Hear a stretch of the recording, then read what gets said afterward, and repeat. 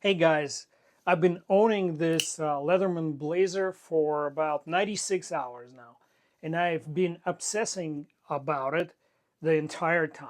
Why, you ask? Because it bugs me. It really bugs me that a great company like Leatherman put out basically the knife that is a flop. Well, guys, with a little bit of elbow grease, you can get it to function like any modern lock knife that runs on bronze washers. So, it even flicks open if I press the button, which it didn't do before.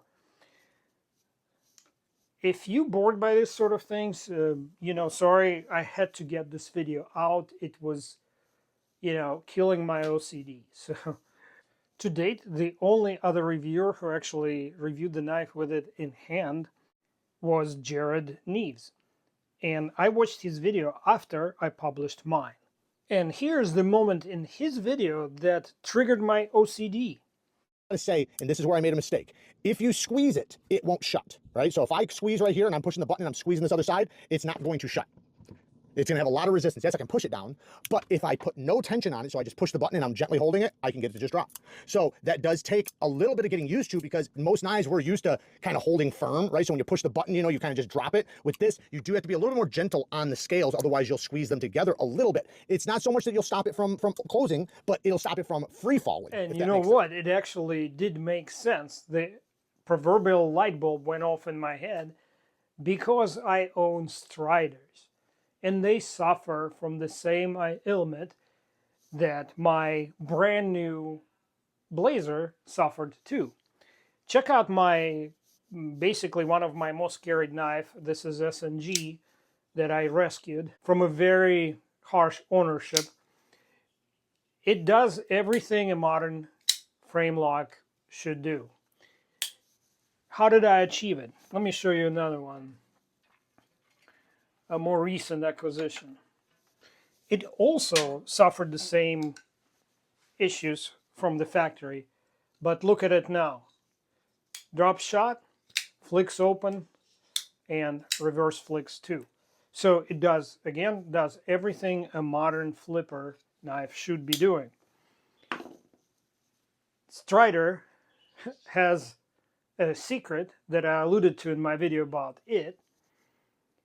When you assembling this knife, pivot should not be a part of, spacing setting equation. If you set this knife in such a way that the handles are parallel, or even squeezing the pivot by over tightening that pivot, you will have what people consider a typical Strider functionality.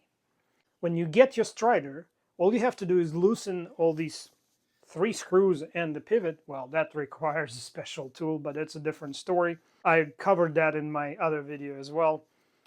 What you need to do is tighten it, torque it as hard as T10 screws will permit, which is about 25 inch-pounds, maybe 30. In the back, those 2 screws. Leave this screw and the pivot loose. Tighten the pivot until the knife starts dropping shot without the pivot rotating here.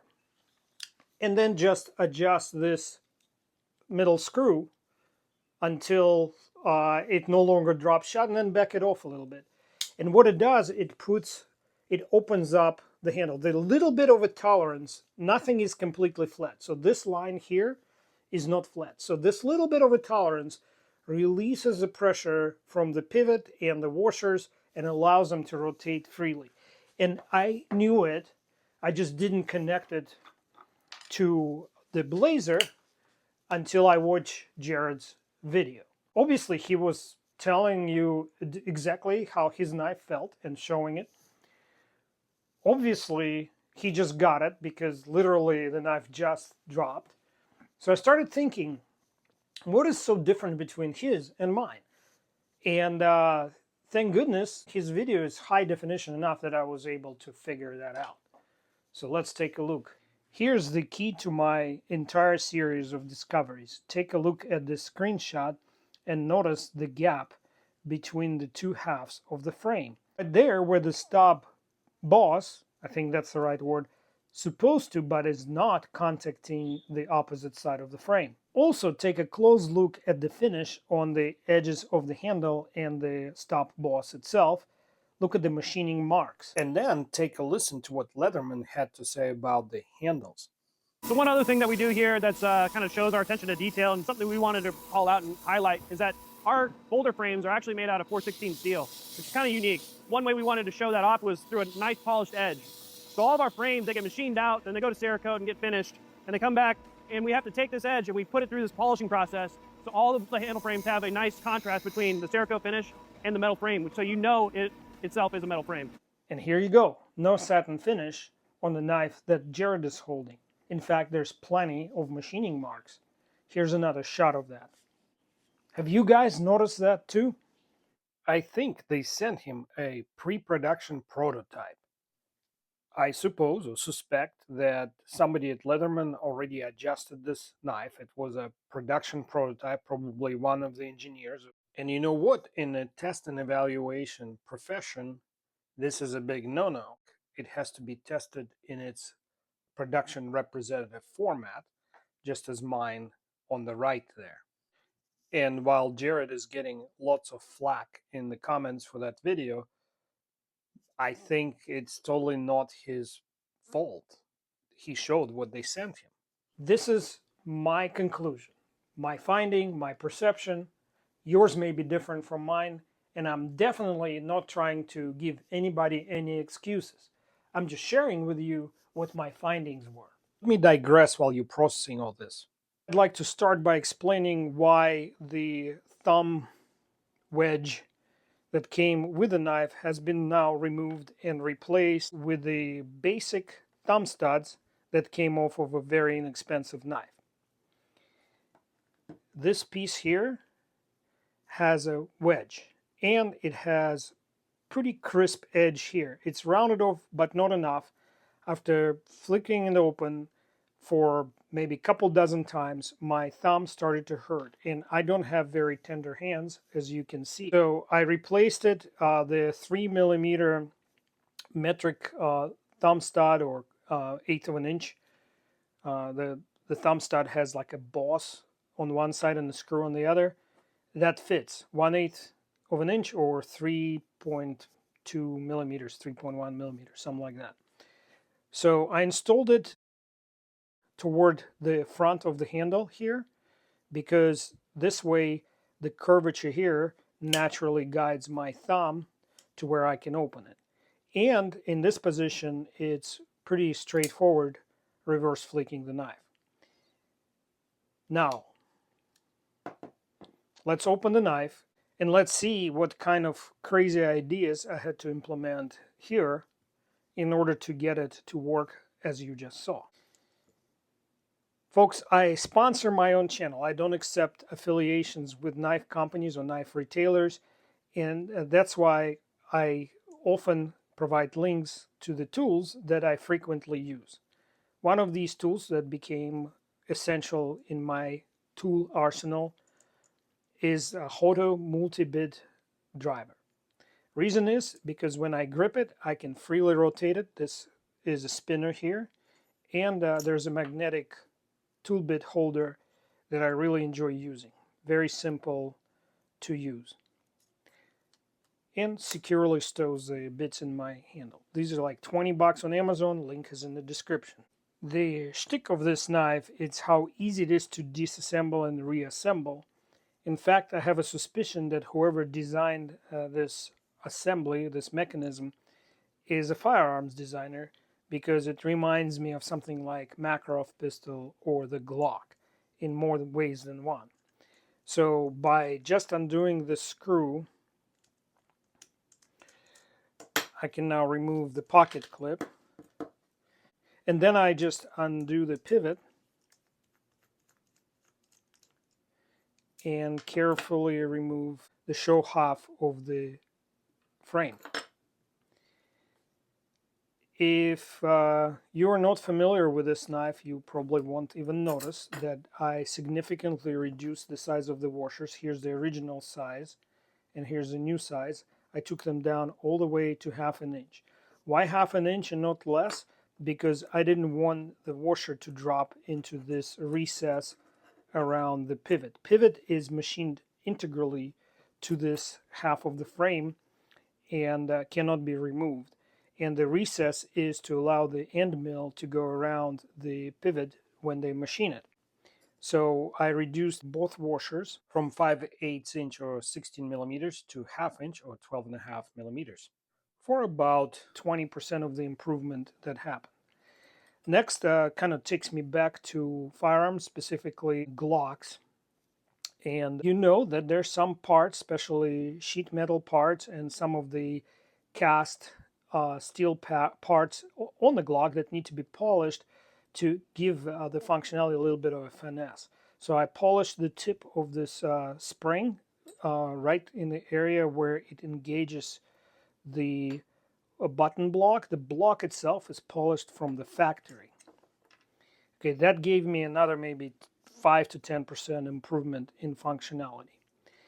But the key to my alteration was my desire to remove some pressure off the pivot and the washers. My desire was that when I torque the screw here, the structure of the handle actually opens up and gives the pivot a freedom of movement, or actually the blade and the washers around the pivot, because the stud here is integral. Well, what did I do to achieve that? I measured this stop boss, and there is another spacer boss on the back, and they were 220 thousandths of an inch. So I reduced the height of the boss in the back to 200 thousandths of an inch, or 5 millimeters, 20 thou, half a mil reduction. And also correspondingly, because it sits in this puzzle-like system of recesses and protrusions like this, I had to reduce the other half by the same amount so they mesh together. I was a little worried about it pinching too hard onto the pocket clip, but the pocket clip is held in place due to spring action. You see these are not parallel. So when you tighten the screw, the spring tension that's created here holds it in place when you tighten the handle. And so that was not an issue. This mod to the frame was worth about another 30% of improvement. So let me show you what it looks like when I torque this screw. You will see for yourself what I mean. Friends, I put a lot of time and effort into this, so throw me a bone, hit a like right now. Here's the before picture of how the frame halves engage, hairline, no gap. So as you can see, by doing that, I achieved quite a significant gap. This is at least 12, 15 thousandths of an inch gap here now, and if I apply pressure, it's very easy to close it up. This gap will not be visible, or at least not as visible, when I reassemble the knife completely. But this spring tension beneath the screw head will still be there. I hope you're still tracking. You'd miss a lot of content by skipping through the video. I've done it so many times by now, it became a second nature. Oh, almost forgot the most important thing. So this here was responsible for probably 40% of the improvement. It's subjective. I just did one thing, reassembled, tried it, did the next thing, reassembled, tried it, etc., etc. And the remainder, what do we have? Another 20, 30% of the improvement came from altering the button block itself. Right there, there's a detent boss on it, a detent protrusion, and on this side, I hope you can see, it has a pretty crisp wedge-shaped edge. And it was symmetrical on both sides, where my thumbnail is covering it. What I did, I created a ramp here, so when the blade starts traversing into the closed position, it has a smooth transition surface here that is not crisp, not actually creating extra step. There's extra bump and pressure, if you track what I mean. In the closed position, because I left this side alone, the protrusion interacts with the blade as designed. There's no change.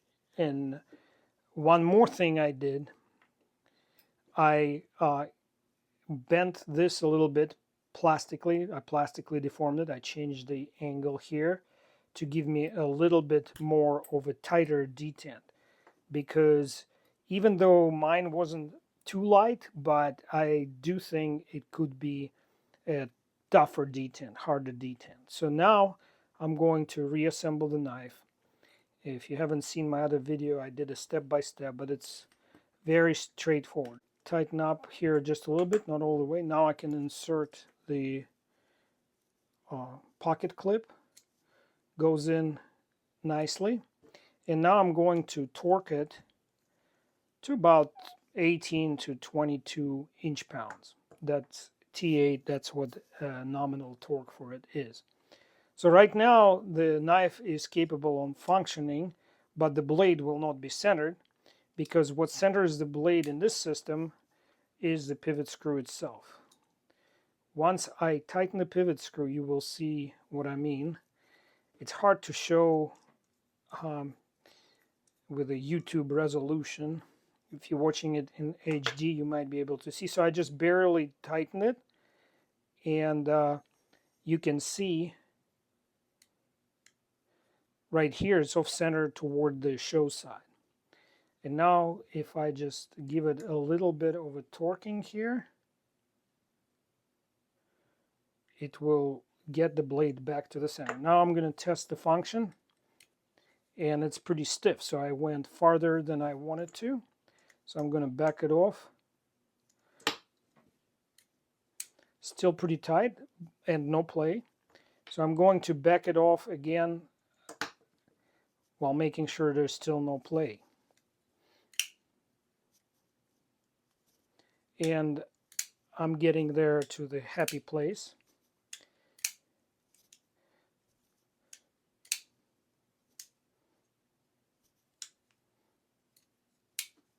Maybe just another hair. And obviously you can Loctite it in this position. Here you go. So right now you have no play, no up and down play. This is a pretty robust boss. You can see the gap closed up, so there's a spring tension.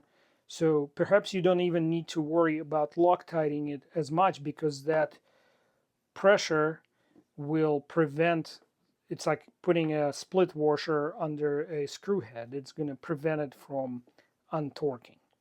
I still have to do what Jared suggested and keep my index finger out of this area. He did it somehow here. I'm not as dexterous. I guess I could do it. So if you pretend it's a front flipper and keep it there, there you go. It works. Or I personally index it to the pocket clip like this, and it works for me. So that's the best I can do with this knife. And so hopefully somebody at Leatherman will take a look at my efforts and, you know, maybe think of doing something, you know, get on the CAD system, do some figuring out, maybe implement some manufacturing changes, and I think you'll be fine. Oh, and of course, price is a topic for completely different discussion here. I really think the locking system itself is beautifully designed. Literally, this knife is microns away from greatness.